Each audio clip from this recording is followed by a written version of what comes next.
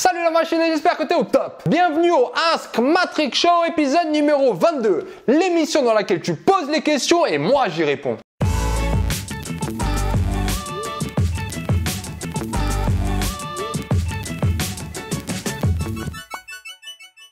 On y est, dernière ligne droite, révision de dernière minute pour ceux qui passent le brevet, le bac ou des partiels. Voici une question qui me revient souvent. Allez.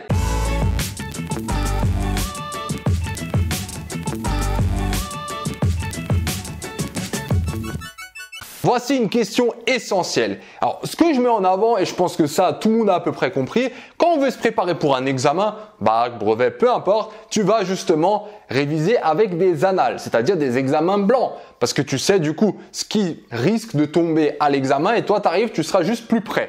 D'où les formations qu'on fait sur la chaîne pour le bac et pour le brevet. Il y aura les liens en description et en haut des fiches. Alors, l'essentiel maintenant, ce qu'il faut comprendre, c'est que c'est bien de faire des annales.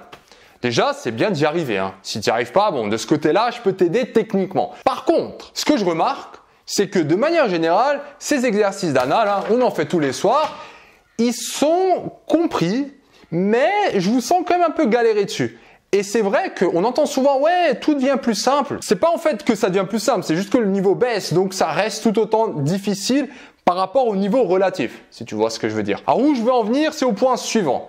Quand tu fais un exercice de bac, par exemple bac ou brevet, tu vas ramer.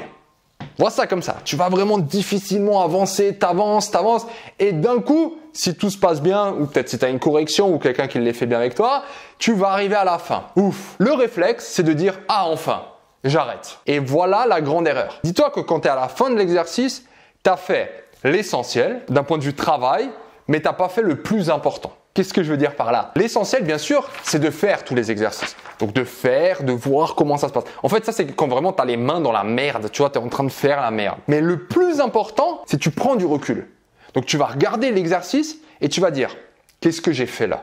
Tu vois, quand tu avais les mains dans la merde, quand tu avais la tête dans le guidon, si tu veux, tu vois pas ce qui est en train de se passer. Tu fais difficilement. Donc, il te faut un petit recul, c'est-à-dire à la fin de l'exercice, tu regardes, foum, qu'est-ce qui s'est passé? Et sur ce recul, et vraiment retiens ça, c'est à ce moment-là que tu vas dire, ça, c'est ce type d'exercice. Et tu vas regarder, ok, ça commence par cette question. Où est-ce que cette question veut m'emmener? Et tu vas voir en fait qu'il y a une cohérence au niveau de l'exercice. Toutes les annales de brevet ou de bac, quand je corrige, au fur et à mesure de la correction, je te dis tout le temps, regarde, cette question fait appel à celle-ci. Et j'essaie de mettre en avant l'harmonie de l'exercice.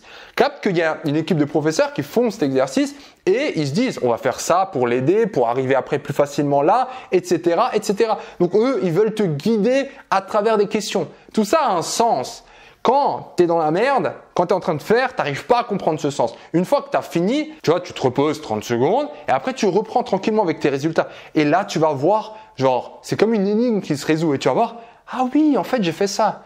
Et au bout d'un moment, tu vas remarquer que tu vas faire des exercices et c'est là où tu vas dire c'est tout le temps la même chose. Je pense que pour avoir un socle commun, pour avoir en tout cas la moyenne, tu peux y arriver juste en comprenant et en prenant un peu de recul sur ces exercices. Donc fais ce travail, fais ces 5 minutes en plus. Au début, ça va te paraître peut-être bizarre, mais après, au bout d'un moment, ça va aller de plus en plus vite. Et tu vas remarquer qu'au final, il n'y a pas beaucoup d'exercices à connaître. Je pense que je vais sûrement faire un petit top, les top 10 exercices à connaître pour le bac. Parce que je remarque à quel point c'est tout le temps la même chose. Et ce que je suis en train de dire là, ça va te paraître abusé, mais toi aussi, tu vas te le dire si tu suis et si tu appliques ce conseil.